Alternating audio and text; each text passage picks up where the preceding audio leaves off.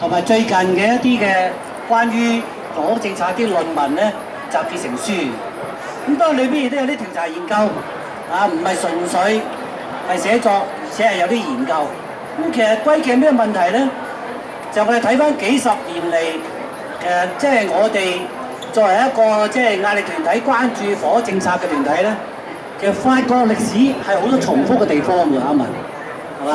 係啊，嗱，其實好似譬如話富戶政策，我哋同政府都係爭論咗好耐啦。咁你俾而家衍生出嚟嘅寬敞戶呢啲問題啦，仲有房屋供應，尤其是房屋供應主席，我知你喺傳媒上面都經常發表你嘅高見啦，當然亦有你自己嘅智慧，有我哋公屋聯會嘅集體嘅一啲嘅想法。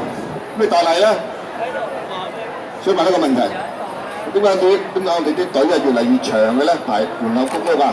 咁我哋特首當時應承我哋係首要任務啊，大佬點搞咧？你點？但係呢度咧就值得睇翻呢本書咧都有講，即係起碼就評論3任特首對於嗰個香港房屋政策嘅批評係乜嘢咁樣。嗱，其實第一任特首我哋睇到就係董建華1997年即係上任咁樣。喺佢97年10月份，董建華提出3個房屋政策嘅目標，其實係相當驚人同埋有承擔嘅喎。嗱，第一個係乜嘢咧？就825。所以825其中就當年提出咧，97年之後係應該每年起即係5萬個公屋，咁另外有5000間就房屋協會負責起嘅，即係55000咯，剩翻3萬間係私人樓宇。嗱，老實講，如果當年董伯伯嘅825係一路執行嘅話咧，不至於今天咁大劑㗎，係咪？嗱，呢個我覺得都認同呢個觀點啊。當時如果董伯伯嗰個85000行得好，又能夠係堅持到而家咧，我哋輪候公屋嘅人就唔使去到30萬啦。嗱，其實有一個問題喎，董伯伯其實有心，但後期就嚇怕咗係咪啊？經過1998年初亞洲金融風暴影響咧，香港樓市係插水咁下滑啦嘛。老實講，跌到阿媽都唔認得，所以董伯伯咧就都係拖咗2年先宣佈。原來825已經係唔講，即係等於冇咗咯喎。呢個又係值得我哋係批評下嘅。你冇理由呢一個政策掟咗出嚟，跟住無疾而終啊，交代都唔交代喎，係咪啊？嗱，所以咧，其實董伯伯喺後期在任嘅時候咧，你同佢講親房屋呢2個字，佢都驚嘅，即係話踩住虎俠當蛇啦。老實講，即係怕咗嗱，所以就唔提咁樣嘅係咪？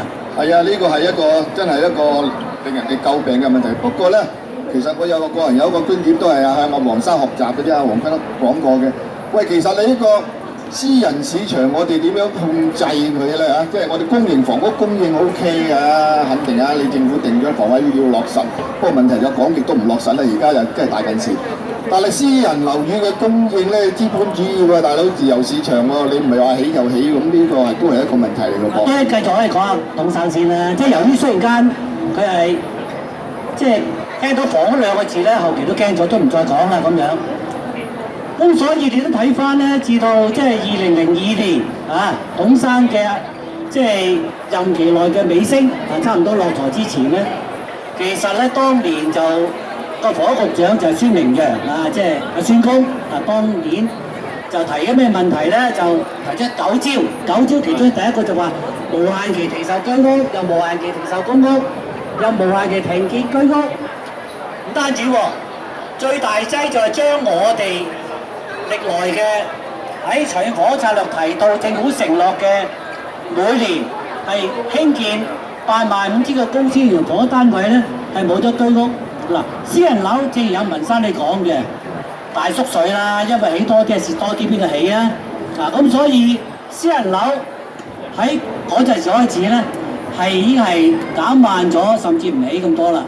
咁另外唔單止係咁喎，公屋由於係居屋嚟講停建啦，公屋都減產喎。嗱，由以往董伯伯在任嘅嗰平均講5年啦，當嘅每年有28800個公屋單位興建量，但係到而家為止 ，CY 上任咗啦，差唔多都係尾聲啦，只係維持15000個單位建築量一年啫喎公屋。嗱，所以點解條路咁長咧？